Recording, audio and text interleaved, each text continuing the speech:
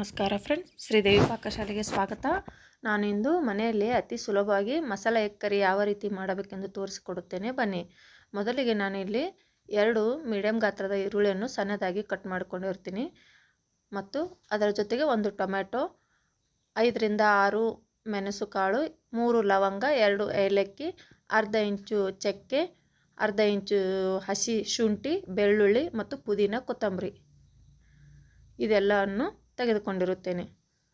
ನೋಡಿ ಫ್ರೆಂಡ್ಸ್, ಒಲೆಯ ಮೇಲೆ ಒಂದು ಕಡಾಯಿಯನ್ನಿಟ್ಟು ಅದು ಬಿಸಿಯಾದ ಮೇಲೆ ಸಣ್ಣದಾಗಿ ಕಟ್ ಮಾಡಿಕೊಂಡಿರುವ ಈರುಳ್ಳಿಯನ್ನು ಹಾಕಿಕೊಳ್ಳುತ್ತೇನೆ.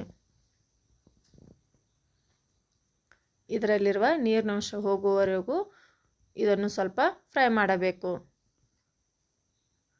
ನೀರಿನಂಶ ಹೋದ ಮೇಲೆ ಸ್ವಲ್ಪ ಎಣ್ಣೆಯನ್ನು ಹಾಕಿ ನಂತರ ಮತ್ತೆ ಫ್ರೈ ಮಾಡಿಕೊಳ್ಳುತ್ತೇನೆ. ನೋಡಿ ಫ್ರೆಂಡ್ಸ್, ಈರುಳ್ಳಿ ಎಷ್ಟು ಚೆನ್ನಾಗಿ ಫ್ರೈ ಮಾಡುತ್ತೇವೋ ಇದು ಗ್ರೇವಿ ಅಷ್ಟೇ ರುಚಿಯಾಗಿ ಬರುತ್ತದೆ. ಗ್ಯಾಸನ್ನು ಲೋ ಫ್ಲೇಮಲ್ಲಿ ಇಟ್ಟು ಇದನ್ನು ಫ್ರೈ ಮಾಡಬೇಕು. ಇದಕ್ಕೆ ಸ್ವಲ್ಪ ದಪ್ಪ ತಳದ ಪಾತ್ರೆಯನ್ನು ತೆಗೆದುಕೊಂಡು ಮಾಡಿದರೆ ಇನ್ನೂ ಟೇಸ್ಟಿಯಾಗಿ ಬರುತ್ತದೆ.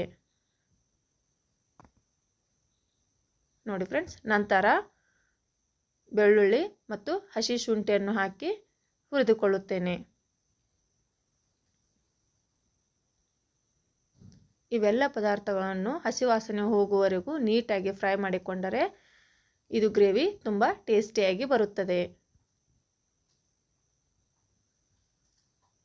ನೋಡಿ ಫ್ರೆಂಡ್ಸ್, ನಂತರ ಮಸಾಲೆ ಪದಾರ್ಥಗಳೆಲ್ಲವನ್ನು ಹಾಕಿಕೊಂಡು ಮತ್ತೆ ಫ್ರೈ ಮಾಡಿಕೊಳ್ಳುತ್ತೇನೆ.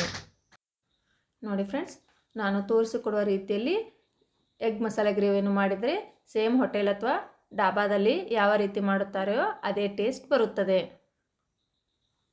ನೋಡಿ ಫ್ರೆಂಡ್ಸ್, ಇನ್ನೂ ನೀವು ನನ್ನ ಚಾನಲ್ಗೆ ಸಬ್ಸ್ಕ್ರೈಬ್ ಮಾಡಿಕೊಳ್ಳದಿದ್ದರೆ ಪ್ಲೀಸ್ ಸಬ್ಸ್ಕ್ರೈಬ್ ಮಾಡಿಕೊಳ್ಳಿ.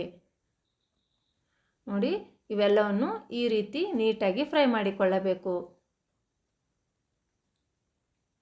ನಂತರ ಸಣ್ಣದಾಗಿ ಕಟ್ ಮಾಡಿಕೊಂಡಿರುವ ಟೊಮೆಟೊವನ್ನು ಹಾಕಿ ಟೊಮೆಟೊ ಮೆತ್ತಗಾಗುವವರೆಗೂ ಇದನ್ನು ಹುರಿದುಕೊಳ್ಳಬೇಕು. ನೋಡಿ ಫ್ರೆಂಡ್ಸ್, ಟೊಮೆಟೊ ಮೆತ್ತಗಾಗುವವರೆಗೂ ಇದನ್ನು ಫ್ರೈ ಮಾಡಿಕೊಂಡ ಮೇಲೆ ಪುದೀನ ಮತ್ತು ಕೊತ್ತಂಬರಿಯನ್ನು ಹಾಕಿ ಮತ್ತಷ್ಟು ಹುರಿದುಕೊಳ್ಳಬೇಕು. ಈ ರೀತಿ ಎಲ್ಲ ಪದಾರ್ಥವನ್ನು ನಿಧಾನವಾಗಿ ಫ್ರೈ ಮಾಡಿಕೊಂಡರೆ ಇದರ ಟೇಸ್ಟ್ ತುಂಬ ರುಚಿಯಾಗಿರುತ್ತದೆ.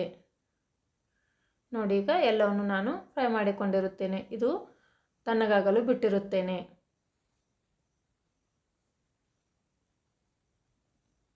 ನಂತರ ಇಲ್ಲಿ ಒಂದು ಮಿಕ್ಸರ್ ಜಾರನ್ನು ತೆಗೆದುಕೊಂಡು ಅದಕ್ಕೆ ತಣ್ಣಗಾಗಿರುವ ಎಲ್ಲ ಮಸಾಲೆ ಪದಾರ್ಥವನ್ನು ಹಾಕಿಕೊಳ್ಳುತ್ತೇನೆ.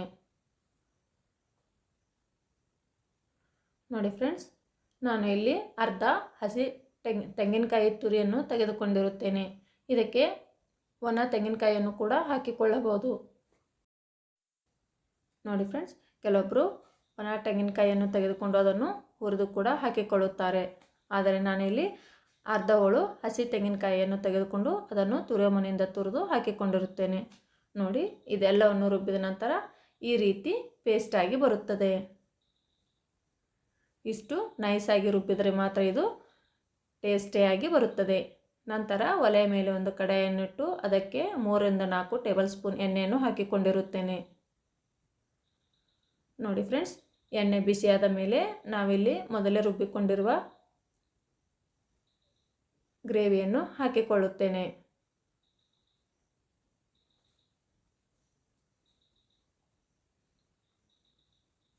ಇದನ್ನು ಚೆನ್ನಾಗಿ ಮಿಕ್ಸ್ ಮಾಡಿಕೊಳ್ಳಬೇಕು.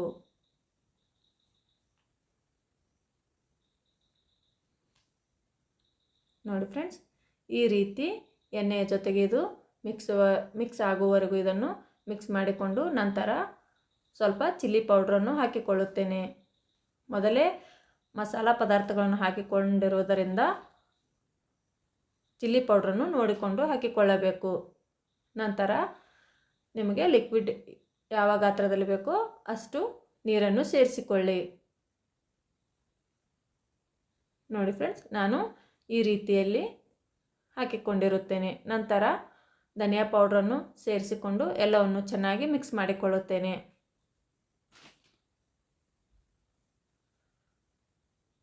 ನೋಡಿ ಫ್ರೆಂಡ್ಸ್, ಎಣ್ಣೆಯಲ್ಲಿ ಇದು ಚೆನ್ನಾಗಿ ಕುದಿಯಬೇಕು.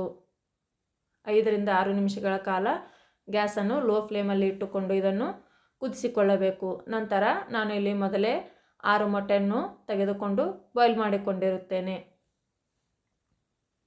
ನಂತರ ಅವನ್ನು ಉದ್ದುದ್ದಾಗಿ ಸ್ವಲ್ಪ ಸೀಳಿಕೊಂಡು ಒಲೆಯ ಮೇಲೆ ಒಂದು ಪ್ಯಾನನ್ನು ಇಟ್ಟು ಅದಕ್ಕೆ ಸ್ವಲ್ಪ ಎಣ್ಣೆಯನ್ನು ಸೇರಿಸಿ ಅದಕ್ಕೆ ಸ್ವಲ್ಪ ಖಾರದ ಪುಡಿ ಮತ್ತು ಉಪ್ಪನ್ನು ಸೇರಿಸಿ ಚೆನ್ನಾಗಿ ಫ್ರೈ ಮಾಡಿಕೊಳ್ಳುತ್ತೇನೆ. ನೋಡಿ ಫ್ರೆಂಡ್ಸ್, ಎಣ್ಣೆ ಸ್ವಲ್ಪ ಬಿಸಿಯಾದ ಮೇಲೆ ಇವೆರಡನ್ನು ಹಾಕಿ ಎಗ್ಗನ್ನು ಹಾಕಿಕೊಂಡು ಚೆನ್ನಾಗಿ ಫ್ರೈ ಮಾಡಿಕೊಳ್ಳಿ. ಈ ರೀತಿ ಮಾಡಿಕೊಳ್ಳುವುದರಿಂದ ಎಗ್ ತುಂಬ ಟೇಸ್ಟಿಯಾಗಿ ಬರುತ್ತದೆ.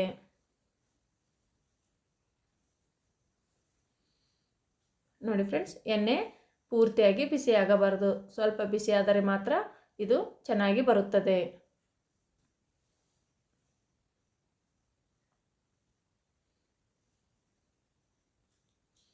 ನೋಡಿ, ಈಗ 1 ನಿಮಿಷಗಳ ಕಾಲ ಈ ರೀತಿ ಗ್ಯಾಸನ್ನು ಲೋ ಫ್ಲೇಮಲ್ಲಿ ಇಟ್ಟುಕೊಂಡು ಎಗ್ಗನ್ನು ಫ್ರೈ ಮಾಡಿಕೊಳ್ಳುತ್ತೇನೆ. ನೋಡಿ ಫ್ರೆಂಡ್ಸ್, ಈಗ ನಾವು ಕುದಿಸಲು ಇಟ್ಟ ಸಾಂಬಾರ್ ಪೂರ್ತಿಯಾಗಿ ಎಣ್ಣೆ ಬಿಟ್ಟಿದೆ.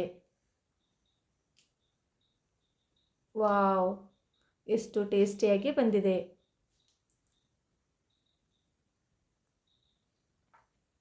ನೋಡಿ, ಮೇಲ್ಗಡೆ ಈ ರೀತಿ ಎಣ್ಣೆ ಬಂದರೆ ಇದು ಪೂರ್ತಿಯಾಗಿ ಬಾಯ್ಲ್ ಆಗಿರುತ್ತದೆ. ನಂತರ ಫ್ರೈ ಮಾಡಿಕೊಂಡಿರುವ ಎಗ್ಗನ್ನು ಸೇರಿಸಿ ಎಲ್ಲವನ್ನು ಚೆನ್ನಾಗಿ ಮಿಕ್ಸ್ ಮಾಡಿಕೊಳ್ಳಬೇಕು.